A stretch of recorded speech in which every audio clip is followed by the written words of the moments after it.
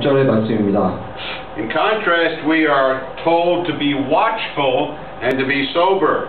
이 말씀은 우리는 다른 이들과 같이 자지 말고 라는 말씀이 있는데, 풀어 말하면 우리는 항상 깨어 있어야 한다는 말씀입니다. In that context, the night represents this present age of darkness, and the day represents the day of Christ when Christ returns to establish His kingdom. 이 배경의 밤이라는 것은 현재의 어둠의 세대를 말하는 것이고, 또 그리고 낮은 그리스도께서 그분의 왕국을 세우기 위해 돌아오실 날을 가리키는 것입니다. You and I are called to live as if we were already citizens of that heavenly kingdom, that kingdom of light. 저와 여러분은 지금 이미 우리가 그분의 빛의 왕국의 사람들처럼 살도록 부르심을 받았습니다. So, Jonah's sleep was the sleep of disobedience. 그래서 요나의 잠은 불순종이었습니다. But Jesus' sleep was altogether different. 그러나 예수님의 잠은 확연히 달랐습니다. The sleep of Jesus is found in Mark chapter 4 verses 35 through 41. 예수님의 잠은 마가복음 4장 35절에서 41절 말씀에 나와 있습니다. In this case, the source of the storm was different. 이 상황에서 그 태풍은 다른 종류의 것이었습니다. The disciples took Jesus along just as He was. 그 제자들은 예수님을 배에 계신 그대로 모시고 왔습니다. Jesus was asleep in the stern of the ship. 예수님께서는 배의 고물에서 주무시고 계셨습니다. The storm arose and already had started to flood the boat and destroy the disciples. 태풍이 불기 시작했고 이미 배에 물이 차면서 제자들도 삼키려고 하고 있었습니다.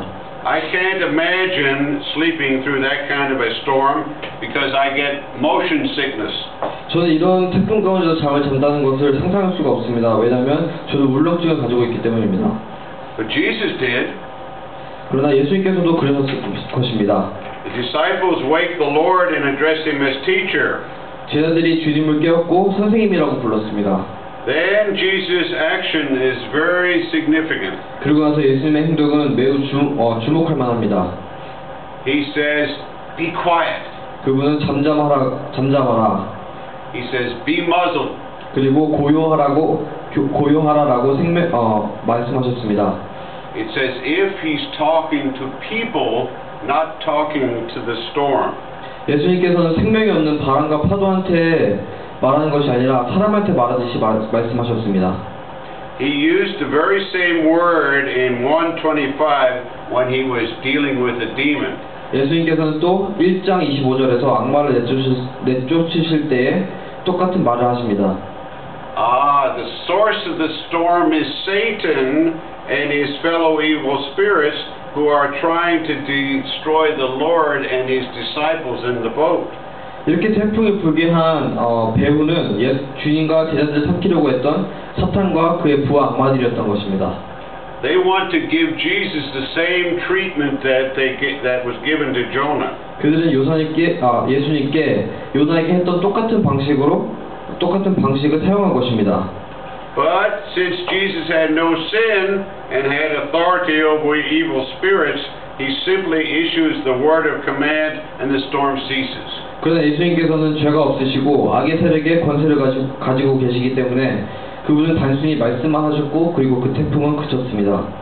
In the case of Jonah, when they threw him overboard, the storm stopped. 구약에서는 요나의 희생이 태풍을 멈추게 했습니다. In the New Testament, when Jesus speaks the word, the storm stops. 신약에서는 예수님의 말씀이 태풍을 멈추었습니다.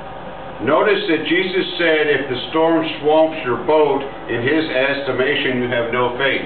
예수님께서 태풍이 여러분의 배를 침수시키면 그분이 보시기에는 여러분은 믿음이 없는 것이라고 판단하신다는 것을 기억하십시오.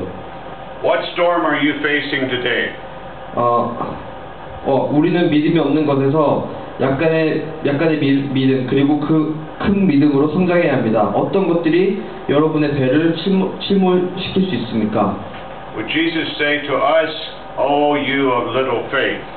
예수님께서 우리에게 말씀하실 때 우리는 믿음이 연약하다고 말씀하십니다. We must progress from no faith to little faith to great faith. 아까 말씀드렸듯이 우리는 믿음이 없는 믿음에서 약간의 믿음 그리고 그 다음에 큰 믿음으로 서서히 성장해야 합니다. what does it take to sink your boat? 그리고 어떤 여러분의 것들이 여러분의 그 믿음의 배를 삼킬 수 있습니까? Now there's a second parallel between Jonah and Jesus. 두 번째 대비되는 것은 Both had a substitutionary death.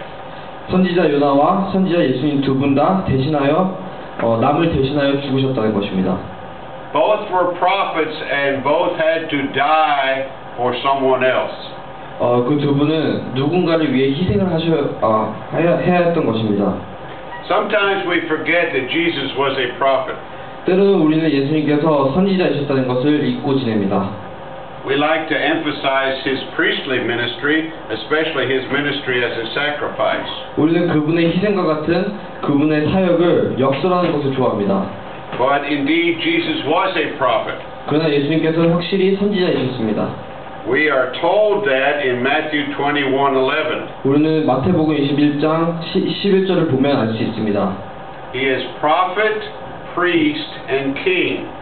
그분은 선지자이시고 제사장이시고 또 왕이십니다. And he holds those offices in chronological order. 그리고 이 역할들을 연대순으로 행하십니다.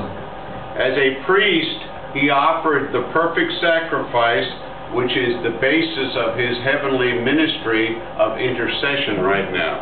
그리고 그분의 인간의 삶에서 그리고 제사장으로서 그분이 하늘에 사시던 중재 역할처럼 그분은 가장 완벽한 희생을 우리에게 주셨습니다. During his earthly life, he revealed God. This was the role of the prophet to call people back to God. 그리고 인간의 삶에서 그분은 하나님을 나타내셨고 사람들을 하나님께로 다시 부르는 그것은 사람들을 하나님께로 다시 부르는 것은 선지자들이 하는 역할이었습니다. When he comes again, he will come back as King of Kings and Lord of Lords. 그리고 그분이 다시 돌아오실 때는 왕 중의 왕 그리고 주의 주로 오실 것입니다. Both Jonah and Jesus were prophets from Galilee. 요나와 예수님 두 분 다 갈릴리 출신의 선지자셨습니다. If we look at a Bible map, their hometowns were about 5 miles apart.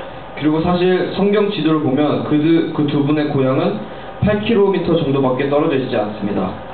Galilee had a lot of Gentile influence, so both Jonah and Jesus had a significant ministry to Gentiles.